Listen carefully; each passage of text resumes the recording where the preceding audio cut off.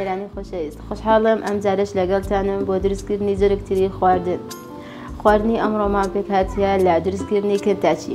هیوادارم سوودی لێوەرگرن. ئێستاش دەست دەکەین بە دروستکردنی کەنتاچیەکە بەم شێوەیە. پێویستیەکان بریتین لە سینگی مریشک بە جێرەی پێویست نیو کیلۆ یان کیلۆیەک یا هەرچەند بتەوێتن، لەگەڵ پیاز، لەگەڵ خوێ، لەگەڵ ئاو. سەرەتا ئەوەندەمان پێویستە. لە بڕگەی دووەم کەرستی ترمان پێویستە. بەڵام لێرە پێویستە سینگەکە پاک بیتن، یعنی هیچ ئەو چەرمشتانی پێوە نەبیتن. سینگەکە زۆر پاک بیتن لە بۆ کەنتاچی ئەوە خۆشترە.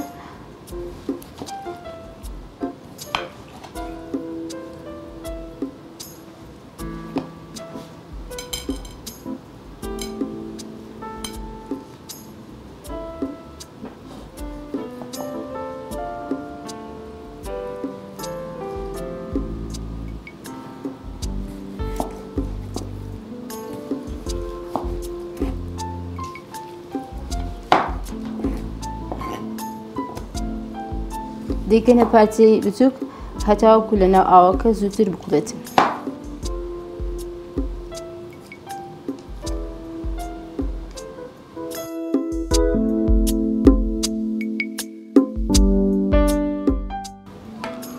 ئێستا سینگەکەمان پارچە کرد، پێویستە بیکوڵێنین.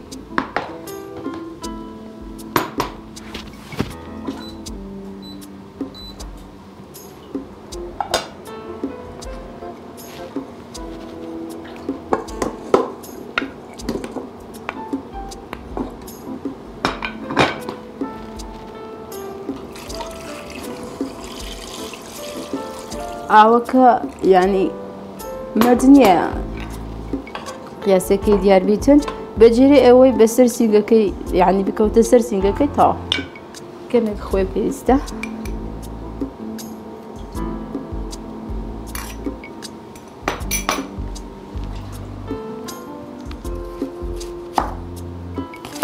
ئەو پیازش چی دەکەین هەتا تا خۆش بێت.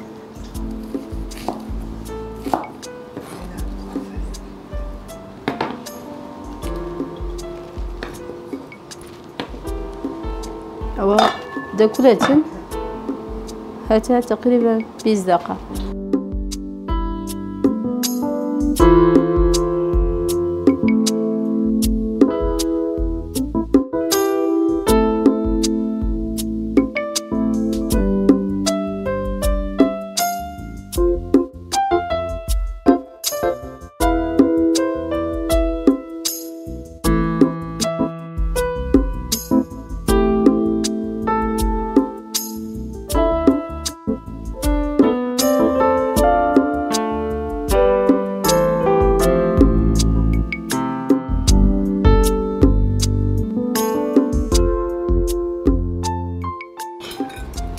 سینگەکە کوڕا ئێستا پارچەی گچکە دەکەین.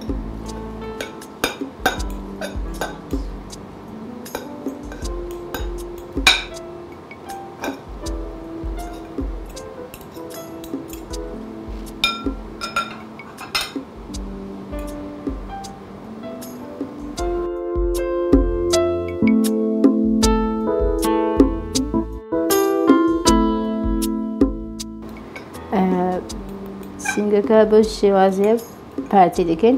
ئەوها لێچی دەکەینەوە چەند یعنی چەند ئەوها زیاتر لێچی بکەیتەوە باشترە.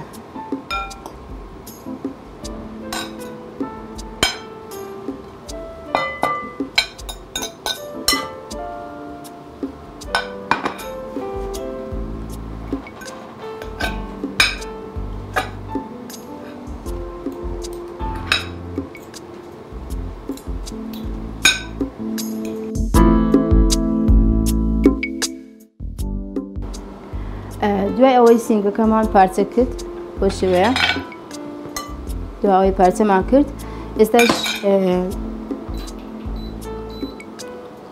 پەنیری پیتزامان پێویستە هەندێک لەسەر ئاگر خەستی دەکەینەوە.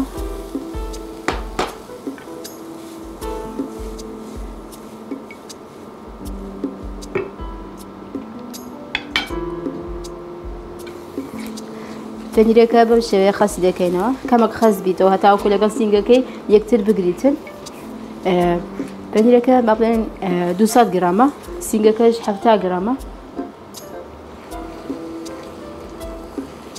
کەمێک شیری شتێ دەکەین شیری جیراوە کەم زۆر نە تقریبا 3 مڵاک چێشت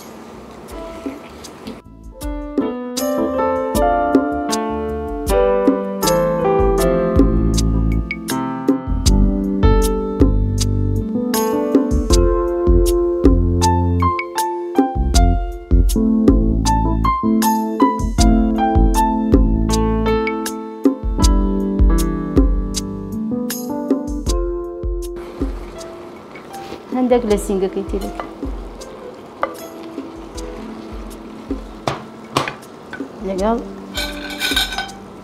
خوێ کەم چونکە لە ناو سینگەکەمان کردیە لەگەڵ ئاردی کتاچی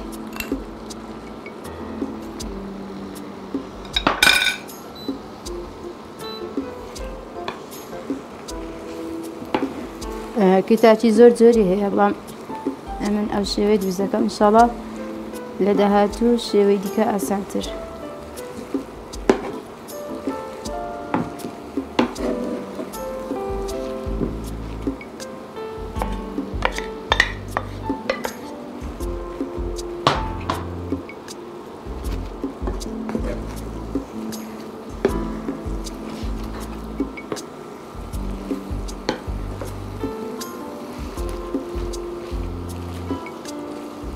بە جوانی یەکتر بگری مەسەلەن تێکی دەدەی هەتا هەمووی پەنیرەکە لەگەڵ سینگەکە لێک بداتن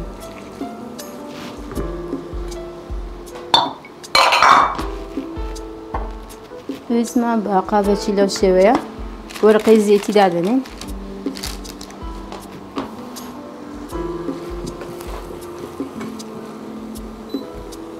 ئێستاش تەواو هەموو یەکتری گرت سینگەکە لەگەڵ پەنیرەکە دەخەنە ناو قابەچی لەو شێوەیە وەرقەی زێتی دادەنێن هەتاوەکو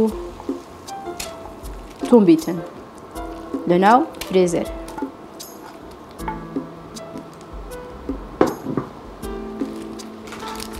بەم شێوەیە دای دەگری هەتا هەموو لایەکان وەکو یەک بیتن بەها بەم لاکە چیپان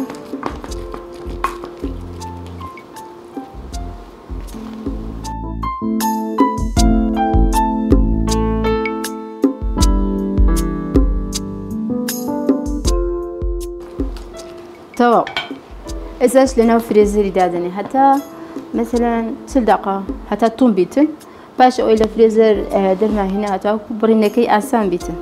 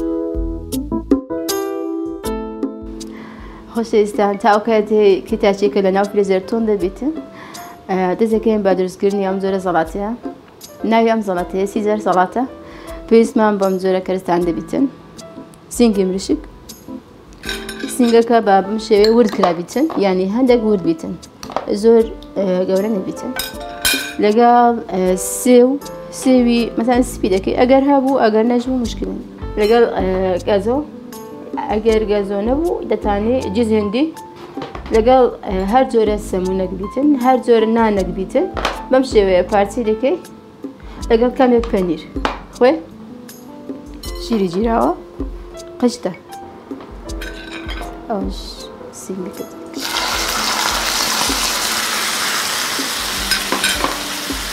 كمك خوي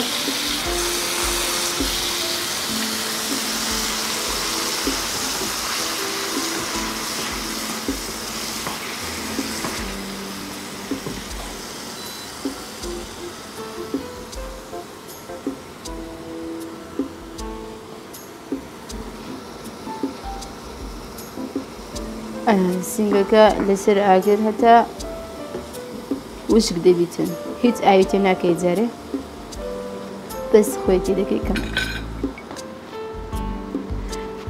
تاو کاتەی سنگەکە ئاوەکەی وشک دەکا پێویستە ئەوە دروستکەین ئەو قشتێ مەسەڵەن لەگەڵ کەمەک خوێ لەگەڵ کەمەک شیری جیراوە خەستی دەکەینەوە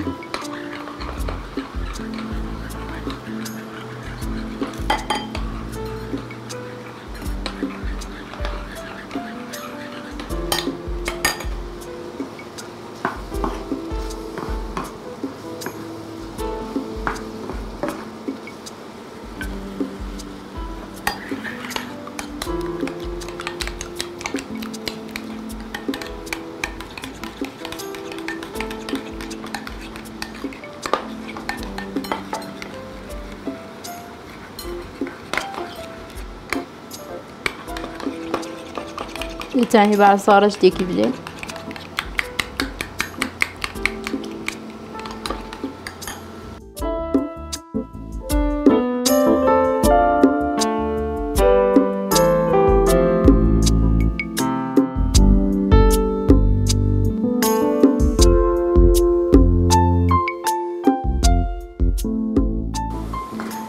اساسين كتواو وشي زعني من اوها عندك سوربو صار لناو همان مقلي كمك رون زيتي زيتون كمك زيتي زيتون او دا سمنا كيتي لكن عندك سوربتو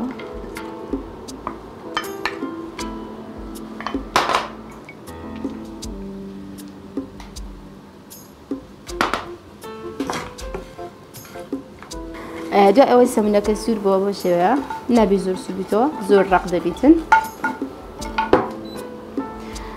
خلطكاش بشوية و شد بيتن زور بيت نبيتن خلطكا بمشوية دبيت شد بيتن يعني زور شل نبي زور تنديش نبيتن عندك حامزيش اوي حامزيشي لناو دكي لناو خلطكي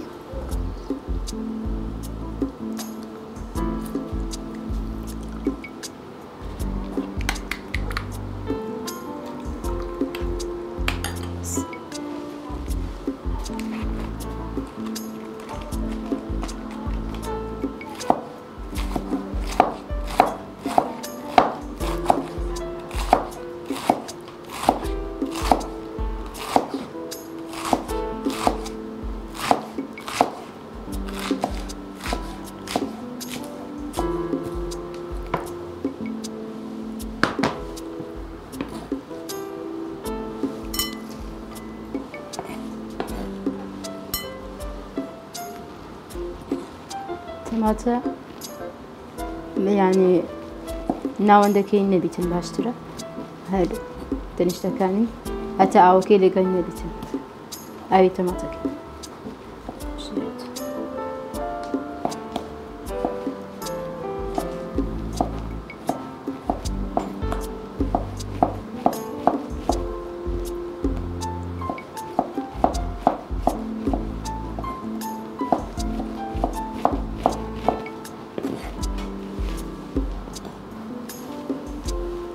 استاش كرسكان مان هموي لناوية كرت بس معايا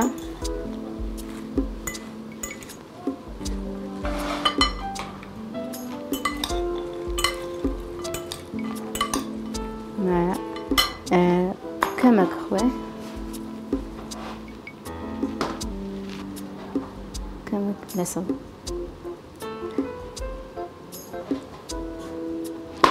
كمان زيت زيتون.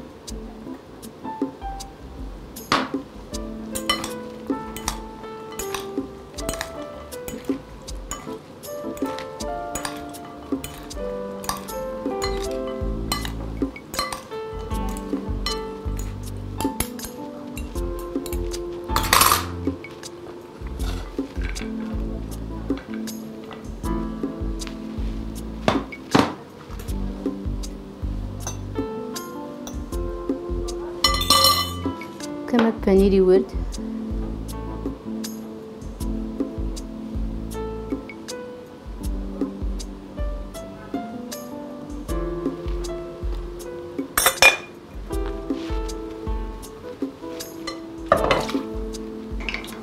استاش سینگە كمان دەرهێنا لە ناو فرێزەر تۆم بووە ئێستا.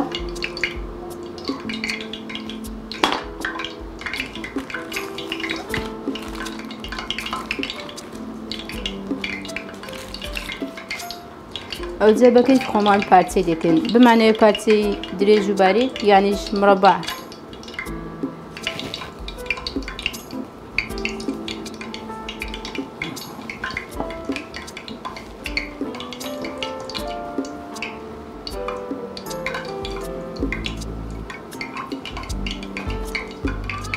ئەمن بە شێوەی درێژ پارچە دەکەم دەتانی ئەوها پارچەی گچکەش بوو.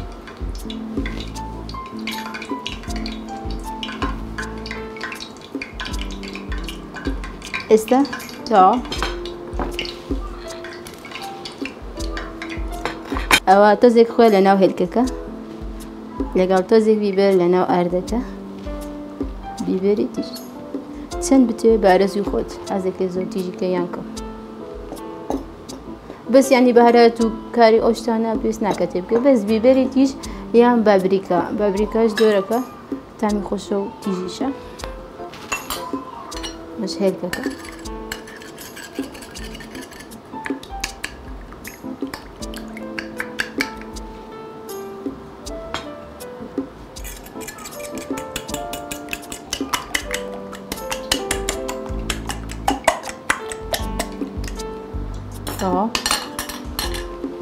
یەکەم جار لە ئاردەکەی وەردەدەین بە جوانی ئەجا لە هێلکەکە